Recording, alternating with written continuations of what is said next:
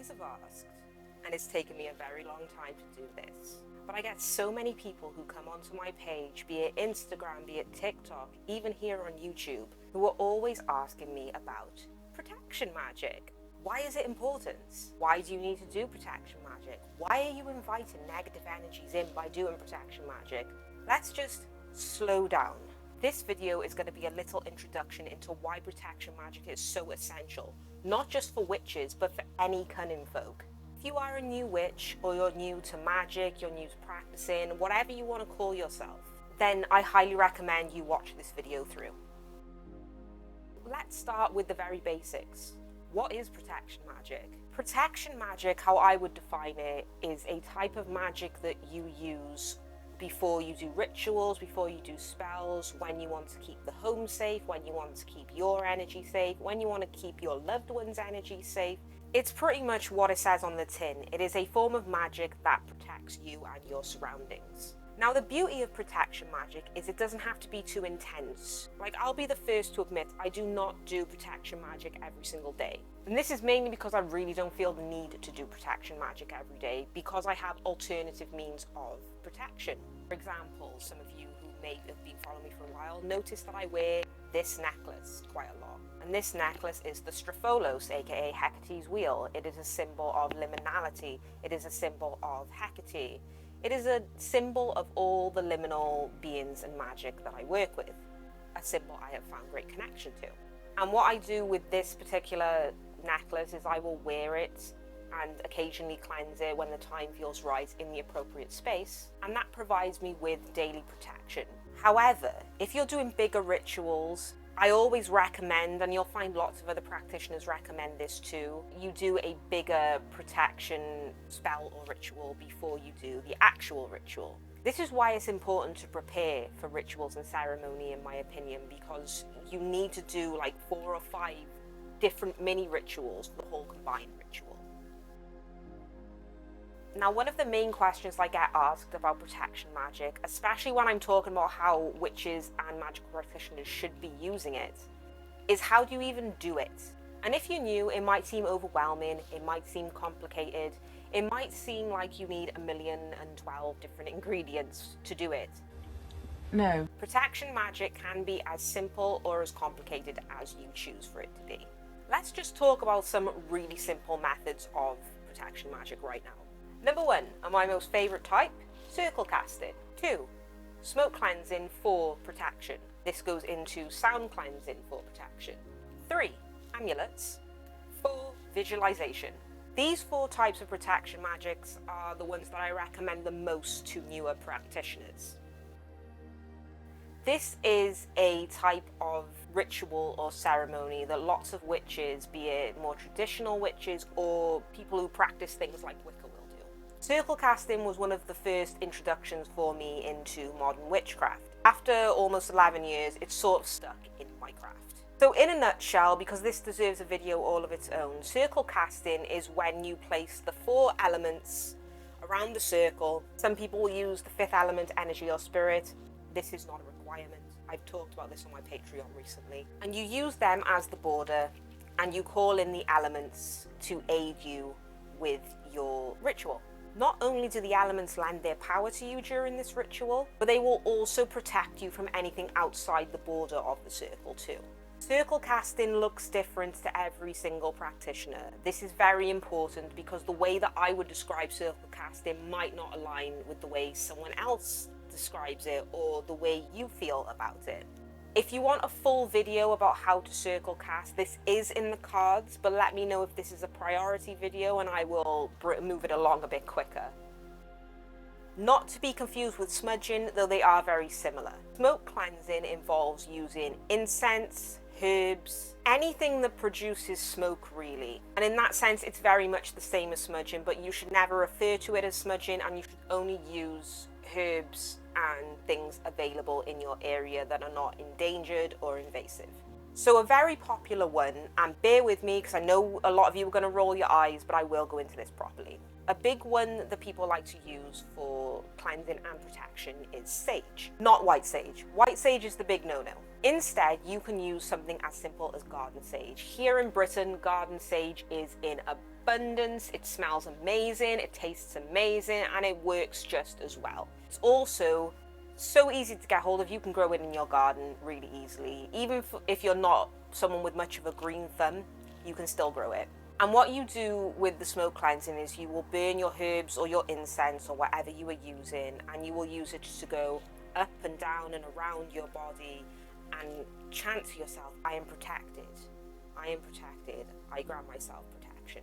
You know, whatever the words you choose to use are.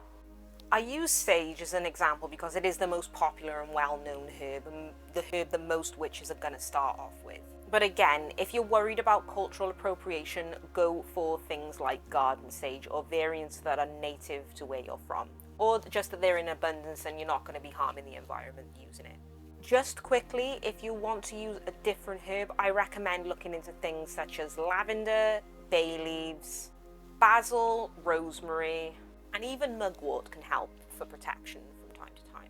Just piggybacking off of smoke cleansing, another really good one that people like to use for protection, not just cleansing, is sound cleansing. You can give yourself a sound bath with the intention of protection rather than cleansing. In my opinion though, I think protection and cleansing really go hand in hand, and they're sort of like sisters in magic. Usually as you cleanse, you are protecting yourself from unwanted energies, and usually as you protect, you are cleansing yourself of those negative energies. Finding the right herbs for protection is really easy with just a quick Google search, and if you want to go even deeper into it, try like searching on Reddit for like people's actual opinions. And different herbs will help with different areas of protection too. So if you use mugwort for protection, for example, it will help you with your psychic abilities, your intuition, and your dreams. You can help it to protect you while you're in those realms. Another great one that I recommend for beginners as a form of protection magic is visualization. And the reason that I recommend this one so much is you don't need any tools. You can take 5 minutes, you can take half hour, whatever works for you in the moment. And it's just a great way to teach yourself how to meditate too. I know meditation is different for everyone. I know some people really, struggle to sit in the lotus position and they can't just sit there and go, that's not even what meditation is. Like, that's a form of, but it's not the be all and end all. But visualization helps you to be in the moment and to sit still and to focus. And this is why it's different for everyone, in the sense it might take you 5 minutes to do, it might take you half an hour. So the visualization technique that I recommend for protection magic for beginners is to close your eyes and picture a beam of white light above you coming down onto your head. While this is happening, it is important to remind yourself that this beam of white light is there to protect you. It is there to aid you on your journey, to ward off negative energy or unwanted energy that you just don't want to associate with, bad spirits, etc. As you're visualizing this white light coming down over your head, you visualize it going down to your shoulders, to your stomach, to your knees, all the way to your toes. And this is why it's important to take your time with it. You can do it quickly if you want, but I really think rushing through it kind of defeats the purpose. But as it's coming down, you say something in your head along the lines of, I am protected. No negative energy will harm me. I am safe. Unwanted spirits will not penetrate my energy field. Whatever works for you. It doesn't have to be a super elegant phrasing. It doesn't have to be over the top, but it can be as dramatic as you choose. If you want to take it a step further with visualization, you can also extend it to the space that is around you. If you don't want to cast circles, then I recommend visualization as a backup, especially for the space around you. But this can also go for smoke cleansing too, because you can cleanse the whole space. I use very much a combination of all of the techniques that I am mentioning today, especially in bigger rituals. I won't just do one or the other. They all come in some form. Another method I recommend, especially for people who don't have as much time in the day but still want to be protected, or real life when it gets in the way, amulets. I already mentioned that I wear this necklace and I wear it every single day. I only take it off to shower. That is the only time. I will not take it off to sleep, to eat, to hang out. It's always on my person except when I'm physically bathing. Amulets and necklaces and rings and whatever else you're going to use, it's going to be different for every single person.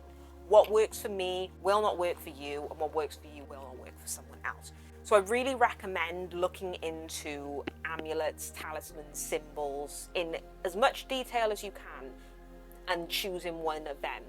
It's important when working with symbols and specific trinkets and amulets to really do your research. The research is so fundamental before you start building a relationship, because this in turn builds that relationship, the foundations of it. You can't use a symbol you don't really know anything about. It doesn't make sense to just wear something without understanding it. There's no relationship there.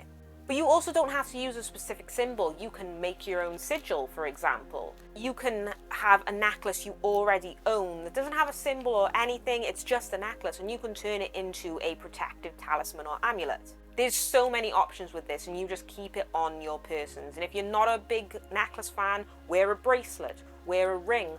You can even do it with your earrings if you want to.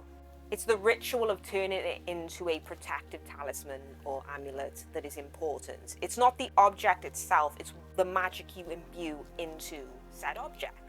These are the best methods of protection that I really recommend to beginners, because most of them are super accessible. You have to do research into all of them, but it's not super intense research, besides maybe the amulet one if you're using a specific symbol. And it's just a great introduction into witchcraft as a whole. I always recommend to people who follow me or ask me questions to learn protection magic before they do anything else. And I recommend this because it's so important. I get a lot of people who say you shouldn't be doing protection magic because when you do it, you're just asking all of these negative spirits and energies to come in. You're inviting that unwanted energy in. You're inviting those spirits in just by doing the magic. Here, let me stop you right there. While everyone is very much entitled to practice however they want in their own way, I really don't agree with that. Protection magic and performing protection magic does not mean you are automatically inviting these spirits and these entities and this energy in. People assume that you need protection magic because you're practicing baneful magic, or you're trying to work with ghosts and spirits, or whatever. They think you're doing it for negative reasons. Sometimes, and most of the time, protection magic is simply just to protect your energy and stop it from being depleted. As witches, as cunning folk, as spiritual people, our energies deplete very quickly, and we're consciously aware of the fact they're depleting quickly. This is not to say that people who are not magically inclined or open to magic don't have their spiritual energy depleted either. It's just because we work with the energies, it's happening a bit quicker. Any type of magic that you perform is an exchange of energy. It's an exchange of magic. It is an exchange of life force. And this is why protection magic is so important, because sometimes you'll exchange too much of that energy without even realizing. Having these protection magics in place don't mean that you're manifesting and attracting bad energy. It just means you have a safety net there in case those energies come in. But more often than not, protection magic is just to make sure you're not overworking yourself. It's just to make sure you have the safety there. I preach a lot to newer practitioners that they should stay away from things like hexing and cursing, so, baneful magic. And the only reason that I say this is because I think you need to be a little bit further down your path and have protection magics in place and really know what you're doing before you start messing with that energy. And this is not because I think it's gonna, come back in karma or anything. I just think you'll be depleting your energy so quickly from an ignorant viewpoint because you haven't learned anything yet. It's a recipe for disaster, in my opinion. Just that's the plain and simple truth of it. If you want to get into baneful magic and hexing and cursing, your path is your path. But please, just take my advice and learn protection magic first so you have those safety nets in place. That's all I'm asking. I'm not trying to shame you for your practice. I'm not trying to make you feel like you're doing anything wrong. I just feel like protection magic should be the foundation of any practitioner's path.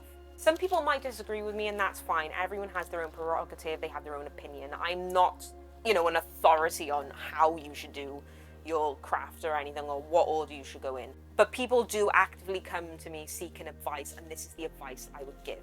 So rounding it up, because I have a tendency to really waffle when I make these videos, protection magic is very much what it says on the tin. It is magic that protects you. It protects the space around you. It protects your loved ones. It goes hand in hand with cleansing, and it really works as a safety net, a mini ritual, so to speak, before you do your bigger magics and rituals. Even the smaller ones, though, in a lot of ways, it just makes everything and all the energy surrounding that better. Safety nets like these are important just because sometimes, you know, to practice witchcraft long term, you have to experiment and you have to start messing around with things you don't necessarily know that much about. But if you do that with the protection magic already, like up here and in here, you're less likely to have a crappy time with it. And like I said, protection magic does not have to be complicated. There are more complex rituals and acts you can do, but if you're a new witch, don't overwhelm yourself and don't get in a twist about protection magic and not understanding it. It is really as simple as the methods I mentioned earlier. And on that lovely note, liminal folk, I will leave you with the thought of protection magic. Do you use it in your craft? Are you learning? Which of the methods that I mentioned stick out to you and draw you into them the most? Let me know in the comments, and if you have any questions, feel free to drop them there. Don't forget to like and subscribe, and I will see you in the next video. Bye guys!